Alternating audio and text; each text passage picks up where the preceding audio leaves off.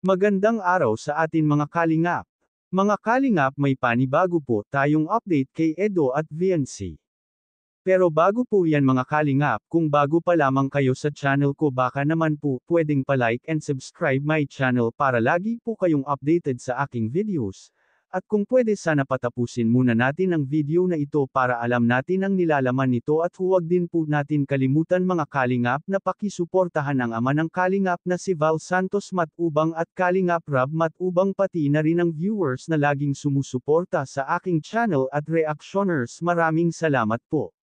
Mga kalingap, Edo at VNC masayang nagbonding at magkasama ito bumili ng damit para isusuot sa debut ni Carla. Halos ayaw ito mamili ni VNC ng damit dahil napakamahal daw nito. Nanghihinayang din cake ito si VNC. Hindi rin ito kasi sanay na bumibili ng mamahaling damit. Pinipilit na lamang ito ni Edo para lang makapili at masukat nito. Kahit sabihin ito ni Edo na may nag-sponsor dito, ngunit na mamahalan at nanghihinayang pa rin. Mga kalingap, dahil nagustuhan at nagandahan pareho si Edo sa dalawang damit na sinukat ito ni VNC, ay binili na lamang ito ni Edo pareho para regalo na lang daw niya ito kay VNC ang isa. Niyaya din ito ni Edo para maghanap ng sapatos na kanyang susuotan, ngunit tinanggihan na ito ni VNC dahil madami naman daw ito isusuot na sapatos.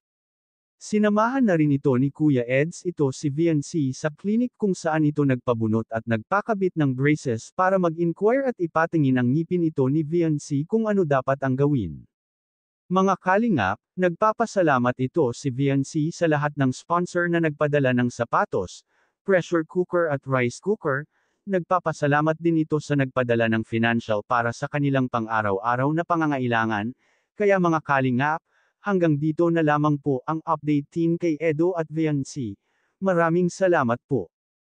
Thank you for watching and God bless us all.